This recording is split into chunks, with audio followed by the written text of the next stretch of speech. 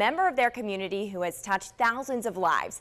The Buell Park Tennis Court was dedicated to Sue McLaughlin, a tennis coach whose dedication has reached much further than just the tennis courts. AJ Harris has more. When people think of female tennis pros, many think of the dynamic duo Venus and Serena Williams. But in the Shenango Valley, a different woman is the star of the courts. If you have played tennis in the Shenango Valley in the last 20 to 30 years, you probably know Sue McLaughlin very well. She began playing tennis at Buell Park at the age of 10 and has been teaching the sport for the last 35 years. I've done this so long that I'm now into my third generation. I taught the grandparents, I taught the parents, and now I'm teaching the children. And to be able to share that love of tennis with multiple generations, that's huge. It was easy to see that she is not only well known, but well loved. Sue seems to be a ray of light in the community, always able to stay positive, even in the toughest of times, going through 2 rounds of breast cancer treatment. To stay active was huge for me. Even on days when I didn't feel well, if I was out with people and saying to them, yeah, I'm okay, by the end of the day, it was like I was okay, I felt fine. And for these reasons, the Buell Board of Trustees unanimously decided to dedicate the park's tennis center to her. So heartwarming. I'm thrilled that they selected me for this while I'm still alive to enjoy it. People of all ages can still come out and take lessons from Sue. She loves what she does and even offers some free lessons during the summer. With more local news, I'm AJ Harris. Good evening. Well, as Caroline just mentioned, it's Cinco de Mayo and many people are out celebrating. It's just a great night for it right now. Here's a live look outside our Storm Service Solutions camera in Niles, 63 degrees, no rain here, just a few clouds in the sky. We can actually take a look at our radar here. We see that there was a little bit of rain earlier today. Well, there we go. We can look at our radar. There was a little bit of rain earlier today down in Columbiana County. Now that has pushed off Lawrence County. You may be getting a little bit of a shower off to the very southeastern edge. But aside from that, just clouds across the valley. And we dodged quite a rainy system though. Zooming out here, we can see just this massive line of precipitation extending all the way down through Kentucky and Tennessee, right now causing some lightning even over in West Virginia. And this definitely caused a rainy day for those folks who were down at the Derby. In fact, those rain totals anywhere from 2 to 3 inches, even heavier down in Tennessee. But for the Derby today, it was actually the rainiest Derby day on record. That old record was back in the early 1900s at 2.31 inches of rain. Today, they broke that 24-hour rain total at 3.15 inches, and it's still continuing to rain there. So still have a few hours left or a few minutes left until midnight, so they could see a little bit more of that. And this is just a quick overview. Just popped off there, but that was just a quick overview of tonight, showing that we are not going to get a whole lot more rain in the valley. Just maybe a chance for a passing shower over the next hour or two, again mainly in Columbiana County or over in southeastern Lawrence County. But aside from that, we're going to stay dry tonight just with those clouds and only dropping down to 52 degrees, so not feeling too bad out there tonight.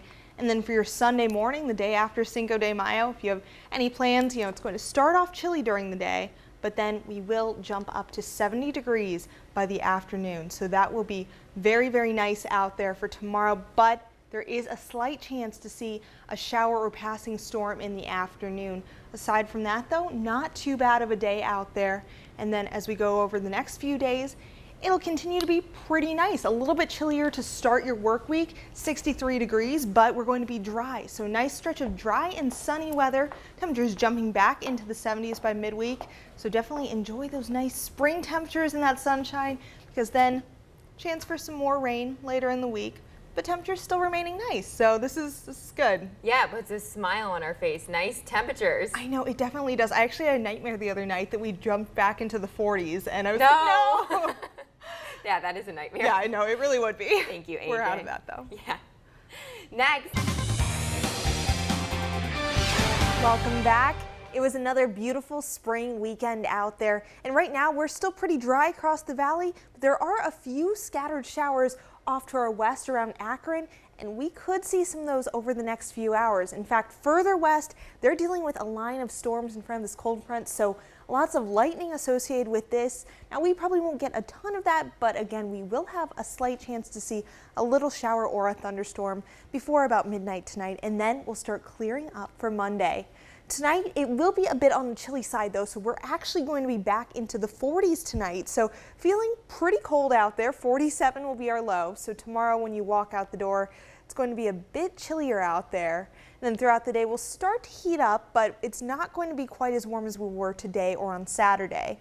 But good news, plenty of sunshine. So even though our temperatures are only going to make it into the low 60s, it will be sunny out there to make it feel a little bit warmer, even though we're going to be below average tomorrow.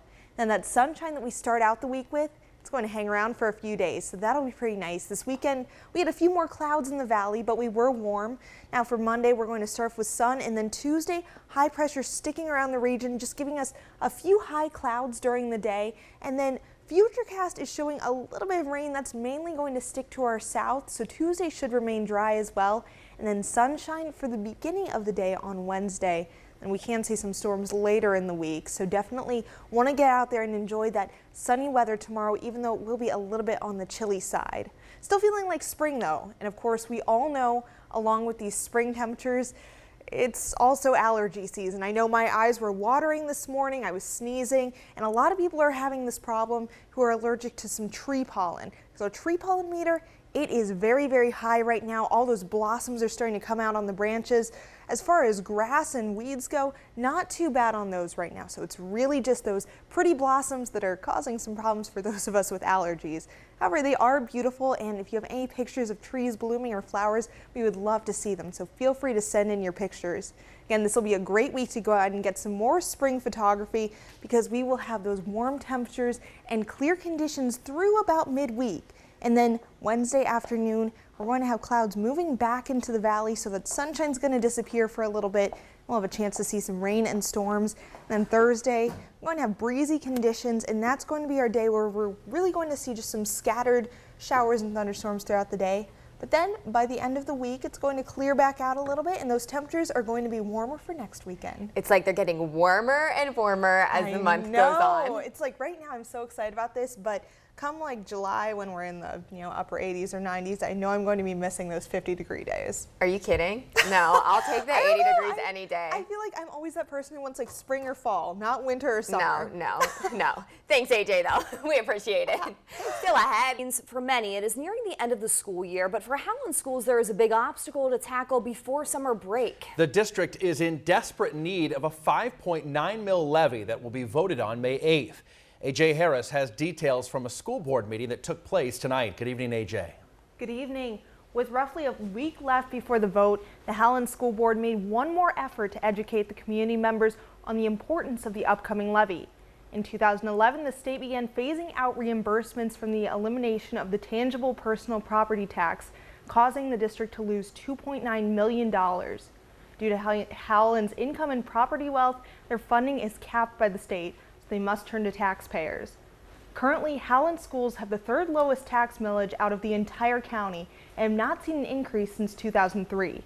This $5.9 mil levy would cost an owner of a $100,000 home roughly $17 a month, but would be priceless for the students.